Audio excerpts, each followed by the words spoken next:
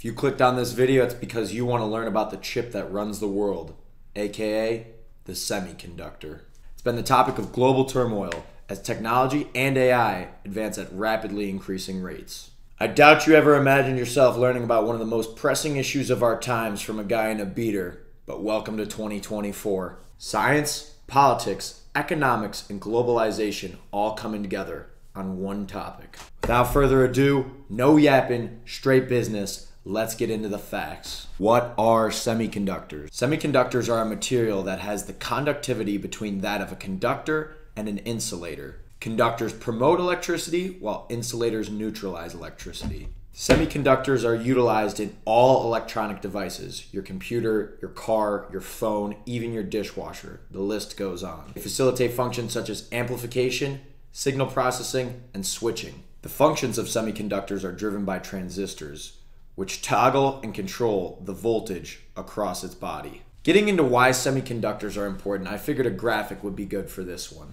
Right here we have a hard drive from the 1960s. Its processing power is 5 megabytes. Here we have an 128 gigabyte memory card. Notice anything different? The difference in the sizes between these two things is substantial. So think about it like this. All electronic devices are made up of tiny switches within. And all technology is ran through electric flow. So the more switches you have in your technology, the more powerful that technology will be. Over the years, more and more transistors have been added to semiconductors, making the smaller chips more effective than those massive, bulky machines that we saw before. The more transistors, more processing power, the more semiconductors become more important than these massive, clunky bulbs that were powering our computers before. This takes us into Moore's Law, a proposition made by the co-founder of Intel. This is the belief that transistors on an integrated circuit will double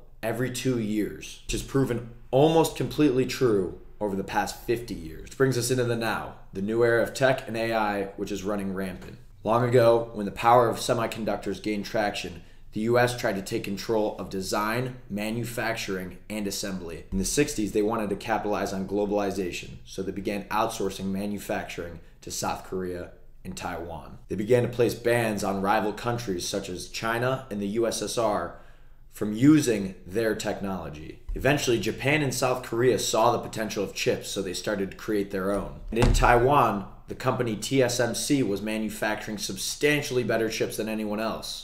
China saw semiconductors' potential and they wanted a stake in it, so they began to optimize assembly. This means that for semiconductors, a lot of the means of production were split and nobody had a monopoly. This led to a lot of supply chain issues, and given these supply chain issues, China wanted to take matters into their own hands. One of the leading software engineers in semiconductors worked in America for a long time and eventually defected to China. This was not a good situation. It led to one of the few collaborations of Joe Biden and Donald Trump of all time.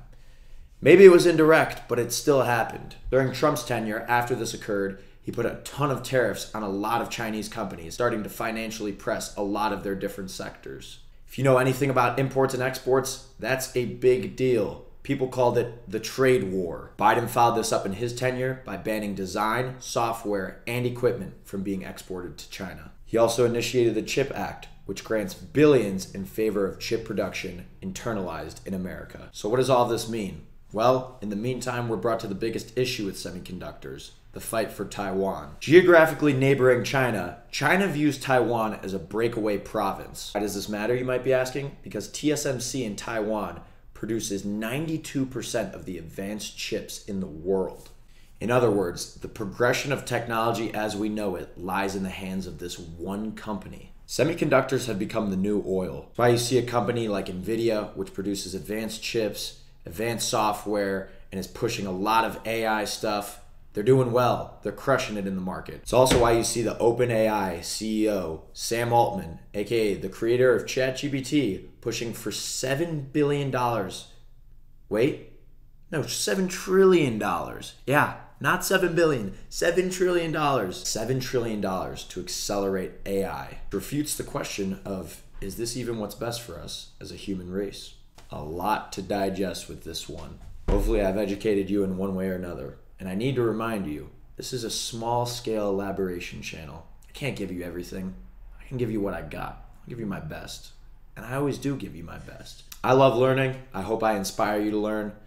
And until the next elaboration video, comment what you want to see next, like and subscribe. And this has been another elaboration banger.